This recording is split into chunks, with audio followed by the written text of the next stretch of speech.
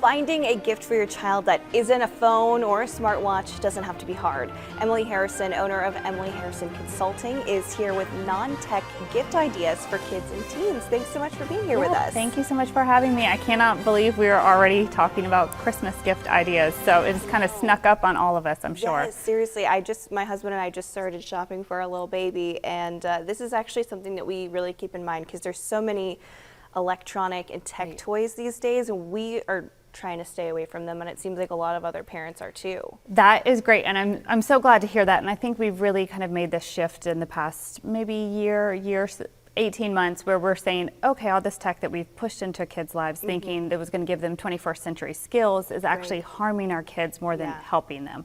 So what we're seeing now that parents really need to be aware of is chatbot toys that are marketed towards children as young as yours, as young as 0 months old, actually newborns. So they are kind of stuffed animals, you know, like your favorite teddy bear that you may have had as a child, or I know I had one. His name was Teddy.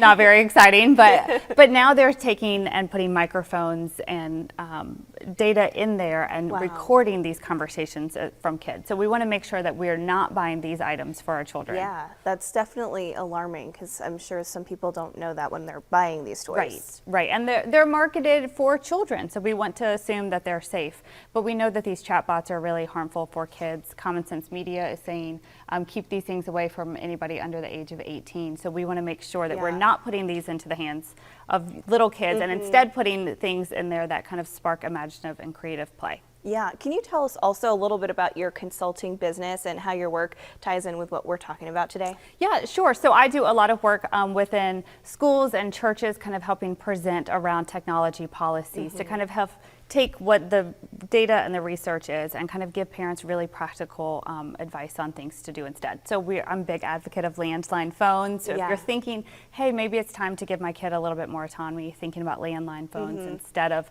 a smartphone that's got the internet with it. Yeah, let's talk about some alternative toys. Sure. Aside from these AI chatbot type toys that are out there. So we want things where kids can kind of be, their job is to play. So we want them to be able to play and be creative and to be able to kind of spark ideas on their own and kind of be really child-led.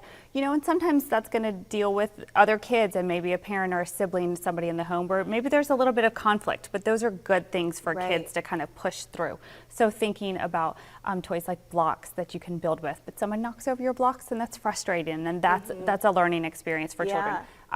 Art supplies are always a great idea. I love the idea you were talking about going to the Illuminate. So gift experiences. These are great for grandparents to give too. Kind of time for grandparents and kids to spend together. Maybe give mom and dad a little bit of a break. So just events and activities you can do. Thinking about music, maybe a ukulele, something where they're kind of creating and kind of experiencing childhood that way. Yeah, that's something we really notice with our little one is, you know, if you give them something electronic, they might really just push buttons and all they're really learning is how to push buttons. But if you give them, like you said, like an instrument or some blocks, they're actually learning real skills that they need for development. Exactly. Blankets, you know, all the sticks, rocks, all these things are kind of all good toys, and we want to kind of do something a little bit more than that, right? Nobody's giving sticks and rocks, so we're hoping Santa and all of his elves are kind of putting away the AI toys, thinking about paint supplies, building blocks, all of these great things that were good when you were a kid, and they're still good now for us as well. Yeah.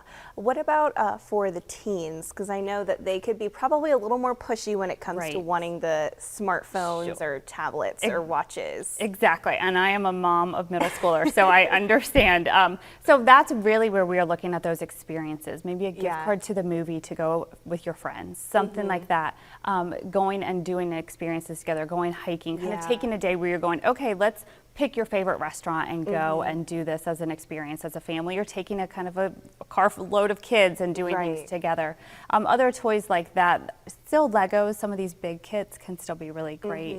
Some of those other toys, basketballs, soccer balls, hoops, anything that's going to get kids moving and outside is always really, really good for their development. And for the parents that are maybe watching this right now and are worried, what if my child has one of these AI toys and I don't even know it? Where can they learn more about that? You can go right now. The best place to go is to Fair Play for Kids, and go to that website. They've got a lot more information about the dangers and why parents and grandparents need to, and Santa too, need to kind of avoid these things. But they can find out more information about the companies that are marketing these and what to look for. Right. That's great information. Thank you so much here for joining us. I know we're talking about Christmas gifts just